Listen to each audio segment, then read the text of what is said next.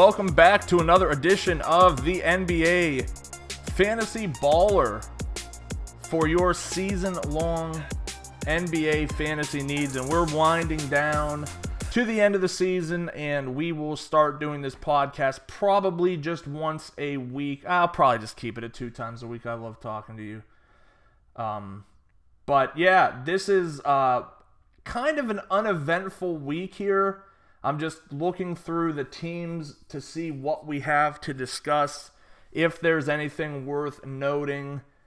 Brooklyn is still an absolute mess. Kenny Atkinson tries to run every available player as well as most of his assistant coaches in his rotation each night, so you're lucky to see a guy break 30, and really the only one who is at this moment is Brook Lopez, and he is not available on the waiver wire, so there's really nothing to talk about there.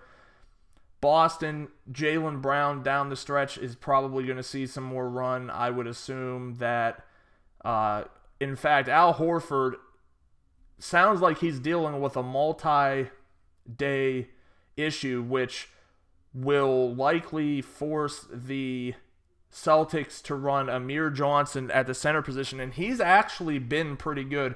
And Amir Johnson has been a constant source of high-end point-per-minute production, but he just gets absolutely no love on the court. He was seeing around 20 minutes, and that's gone up the last 2 games. So I think speculatively he could be a guy you could add. Jaylen Brown, though, shifts into somewhere between the 2 and the 4, depending on the lineup and the night. Production wasn't there against the Suns yesterday, which really disappointed me, because once I found out he was starting, I was absolutely sure that both he and Tyler Ulis were going to exceed 30 fantasy points, and only one of that side of the equation came true. The Knicks, Wiley Hernan-Gomez is back, Kristaps is back, they're at full strength minus Noah. Nothing to really see here. I wouldn't pick up a Justin Holiday or Lance Thomas, even if the Knicks wanted to run a smaller lineup. Lance Thomas is going to be far too inconsistent. The Sixers are a little bit interesting. It sounds like Gerald Henderson will be back. There is a decent chance that Jahlil Okafor misses another game here. If Jahlil Okafor misses another game, then it is likely that we will see Justin Anderson run a considerable amount. And he's not bad. I mean, he was decent with Dallas when he got the opportunity, and I think he could fit in well with this Sixers team. Norman Powell is a guy from the Toronto Raptors that I'm keeping my eye on a little bit. I don't think he's one of those, oh my goodness, you need him type plays, but he could get some more minutes down the stretch. Terrence Jones is going to be an interesting situation. He should be making his Milwaukee Bucks debut tonight. I mean, we've seen him play well in Houston. It's in spots. He played well every time he got the opportunity to see significant minutes in New Orleans. So, what's stopping him from doing it in Milwaukee? Who knows? Terrence Ross, if he's not off the waiver wire, I would definitely give some consideration to him. Patrick McCaw is speculative at this point. He's had one good game with Durant out. We know Durant's going to be out for a while. If he sees more of a role for him, then I would definitely consider him. The next 2 teams probably have, maybe even the next 3 teams. So let's start with Sacramento. Last week, Skal Labissiere was a guy who I recommended. He did enter the starting lineup. It just does appear that Dave Joerger is not willing to give him over like 15 to 18 minutes on the floor. So he falls back considerably because the minutes just aren't going to be there to produce.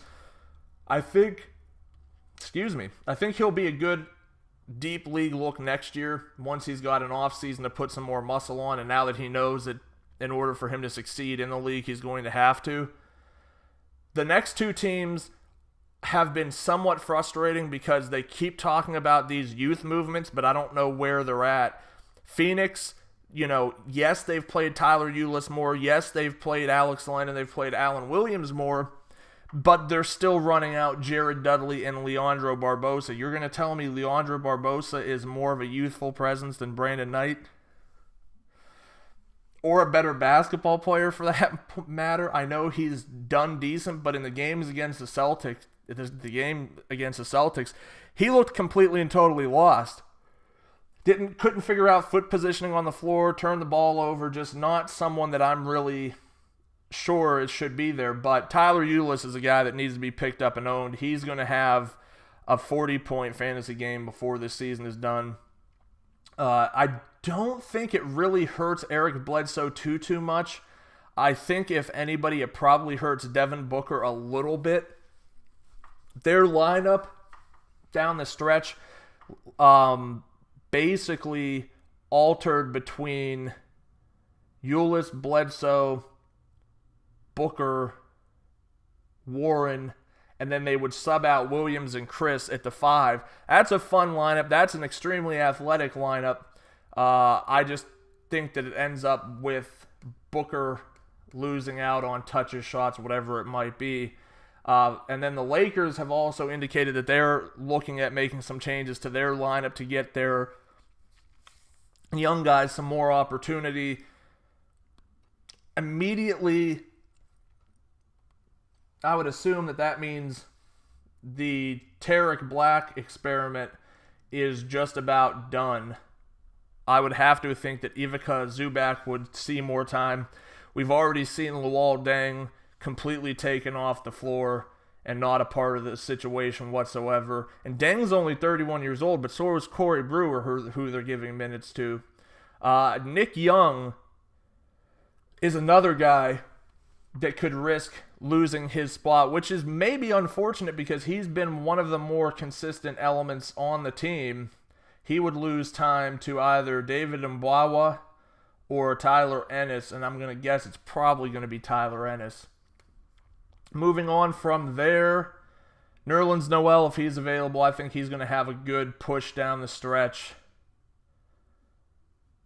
Jamal Murray, I think he's going to only continue to see more minutes. And Doug McDermott is getting a lot of minutes. He's just not being highly productive with them. I would think that might change as he kind of really settles with his new team. So that's where I would be looking at for the next week in terms of our fantasy leagues. I'm going to be honest with you, these have been a little more fluctuating than I would like. I think when this season is over, I'm probably going to do a better job of structuring what we want to talk about so we could go segment to segment to segment and really talk about vital things. Today was definitely the most fluctuating of all the episodes we've done just because of the fact that there's nothing really major breaking. There's no big injury news that's like long term. A lot of the guys who would benefit are already owned. So yeah, that's pretty much going to do it for today. I will be back Thursday. Hopefully we'll have more to talk about. Really, this thing, like I said, it's not going to kick into gear until the end of the playoffs, and we really start looking forward to next year, and we're talking draft and everything like that, and this should be a good draft. So thank you for joining today. Make sure to subscribe to our YouTube channel because we'll have actual awesome things like DFS picks, and we'll really start covering fantasy football here in the next couple of weeks. Sign up for our mailing list through researchfantasy.com. Like us on Facebook. Follow us on Twitter @ResearchAndWin, and we will see you next time.